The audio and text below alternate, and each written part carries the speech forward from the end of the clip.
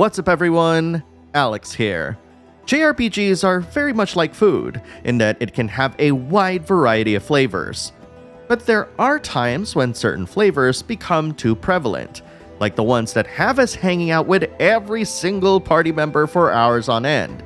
It's like the sriracha craze that started a few years ago.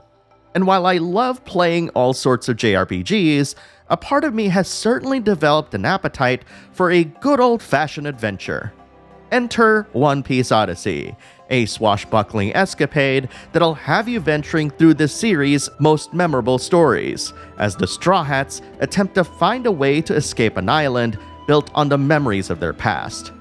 But is the game worth playing for both old and new fans alike?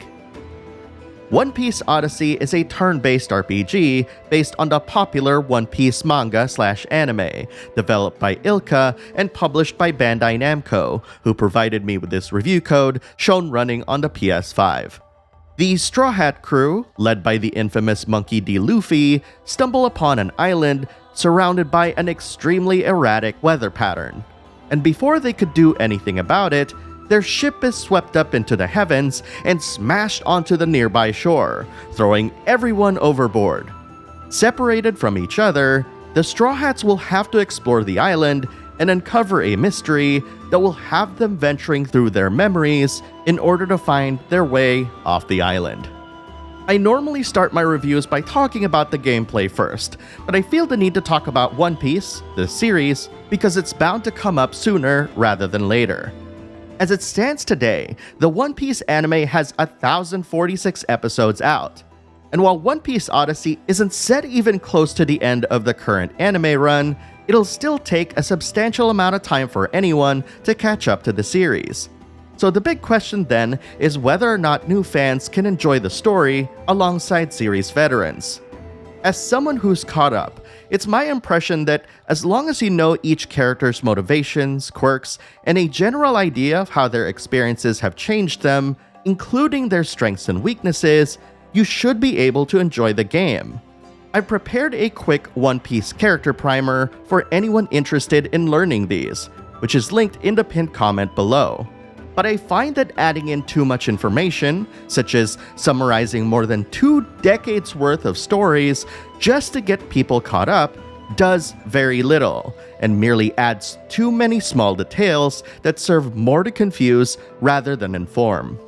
That said, I don't want you to think that the aforementioned primer is an absolute substitute for experiencing the entirety of the anime or the manga. If playing through One Piece Odyssey makes you interested in the series, experiencing the manga and the anime afterwards will serve more like backstories to your time with the game, which will retroactively enrich your time with it. Simply put, I wouldn't deprive yourself of the opportunity to experience this game because you're quote-unquote not caught up, as having the right knowledge coming into it can be just as good.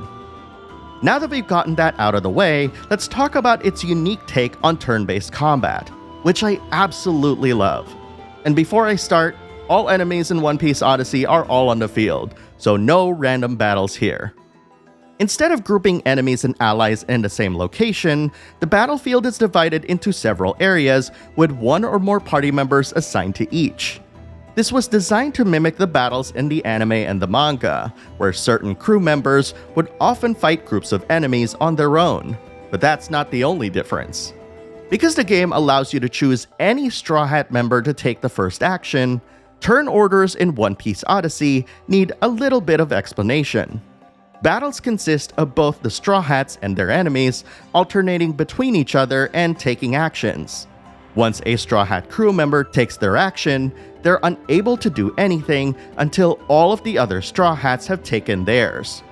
Only when this happens will One Piece Odyssey consider a turn completed, after which all Straw Hats will become available for actions once again. While selecting which actions you'll take, you'll also see a flashing enemy icon, indicating that this enemy will be executing their action after you take yours. Defeating this enemy with a single action will allow the Straw Hats to take an action immediately, given that said enemy will have perished. Spicing up battles is the dramatic action system, which are mini objectives that pop up at random. These actions typically task you with defeating enemies in a particular area or do something special to a specific party member, among other things. And the rewards range from getting temporary stat ups to massive XP boosts. There was this one time that I actually leveled up 4 times after one battle thanks to this. Despite party members being separated by areas, you're still able to move them to and fro with very few limitations. And because One Piece Odyssey employs both a rock, paper, scissors style affinity system and a classic elemental-based weakness system, there's a variety of ways you can dispatch enemies. There's even an accessory system that has you arranging blocks on a grid to maximize your stat boosts, as well as a way to power up your abilities by finding memory cubes scattered across the land. There's even combo attacks that you can stumble upon that unleash massive damage onto your enemies. Needless to say, there aren't a shortage of interesting progression systems that you can play around with to make your Straw Hats powerful. Because you have a myriad of options to strengthen your party, the game's difficulty is tuned in such a way that makes most fights a breeze. Stepping into a new Memoria will ramp up the difficulty a tiny bit, but it won't take too long for you to be evenly matched with your new opponents. And while I personally don't mind an easy JRPG experience, especially having played a ton of challenging games recently, I understand why some might see this as a detriment. That said, One Piece Odyssey does run into some spots of turbulence that may take away the feeling of adventure for some. For starters, the pacing of the first 2 hours, as represented in the demo, is a bit slow and punctuated with a ton of cutscenes, with exploration locked down a bit too much for my liking. This is understandable to a degree, given that at some point in those first hours, your powers and means of exploration get taken away and you have no way to traverse through portions of the map. Beyond those first hours, however, this exploration lockdown can still be found in a few main story sequences and side quests, mainly because the game wants to funnel newcomers towards the next objective so that they won't get lost. But frustration can also be caused by removing the freedom to explore new zones, especially for us genre veterans, which makes these locales feel smaller than what they're portrayed to be. One other issue that was shared to me by my fans in my demo impressions video is that the battle UI can be a bit distracting. More specifically, the currently selected Straw Hat and the enemy about to take the next action both have pulsating animations indicating their seeming importance. But the problem with this animation is that it is too distracting, to the point that many fans have shared their frustrations with how busy the battle UI seems to be. This, coupled with an oddly timed and worded set of tutorials, as well as the experience within the first 2 hours, and I can honestly say that the demo, and by proxy, the first couple hours of the game, doesn't do a good job of giving the best first impression. Outside of qualms with the game's first hours, there are dramatic actions that require you to defeat an enemy with a specific party member. And because there's no defend function, you'll often find yourself using an item or trying to use buffs or heals so you don't accidentally kill your opponent. That said, items are a plenty in One Piece Odyssey, though I would have vastly preferred a dedicated defend action instead of consuming these. Criticisms aside, I do think that turning One Piece into a turn-based RPG was a great call, especially since it trounces other anime series attempts to do the same.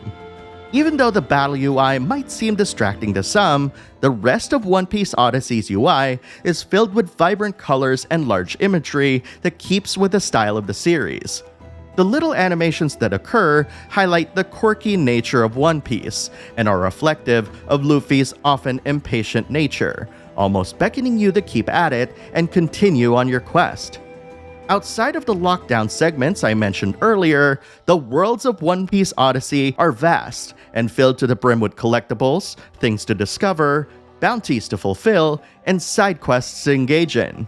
Wafford itself has plenty of different nooks and crannies that won't be immediately accessible thanks to traversal actions locked behind the main story progression, though there isn't a shortage of places to discover despite that.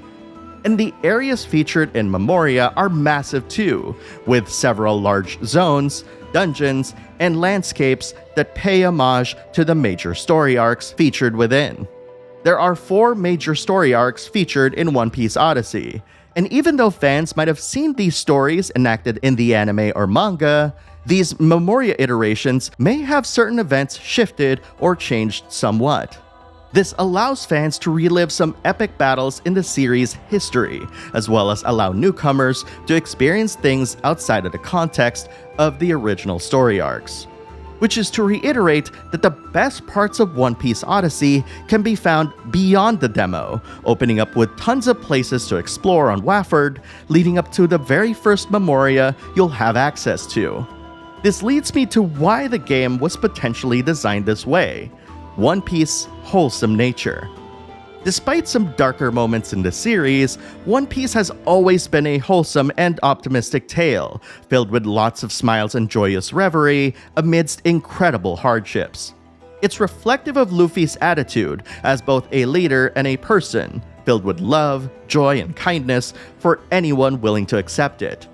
This attempt to capture these qualities by making the game's challenges a low-stakes affair, coupled with the series' desire to bring all sorts of people together, is a by-design reflection of the show's values. It's because of these that One Piece Odyssey is one of those very rare JRPGs that celebrates success more than it does failure, highlighting what happens when our faith in humanity is shaken to its core, only to have hope win the day.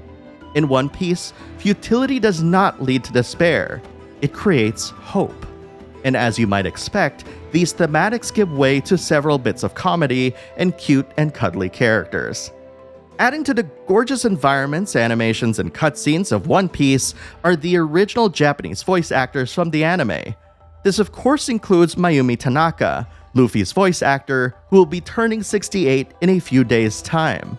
Motoi Sakuraba's soundtrack provides the melodic landscape of One Piece Odyssey, and I must say that this is probably one of my favorite soundtracks he's composed recently. By refusing to adhere to the leitmotifs established by the anime, Sakuraba is able to create songs that not only reflect the events and locales around you, but also hark back to themes that would complement any RPG. It's almost a back-to-basics approach for Sakuraba, and I appreciate that immensely. If there's one thing that I can credit One Piece Odyssey in achieving, it's that it managed to make a fantastic and chill JRPG. While the lack of difficulty will deter fans who want a more challenging experience, anyone looking for a game that's easy to jump into and have fun with will have a blast playing through this adventure. For One Piece veterans, this is an absolute feast for the senses, and serves as a perfect way to relive some of the best moments in the series' history. And for newcomers to One Piece, this is a great way to sample the very best the series has to offer, while still giving yourself the option to experience the full breadth of its story after finishing the game. One Piece Odyssey is a great and wholesome way to start the new year, and I'm hoping for more new adventures and memories ahead in this style.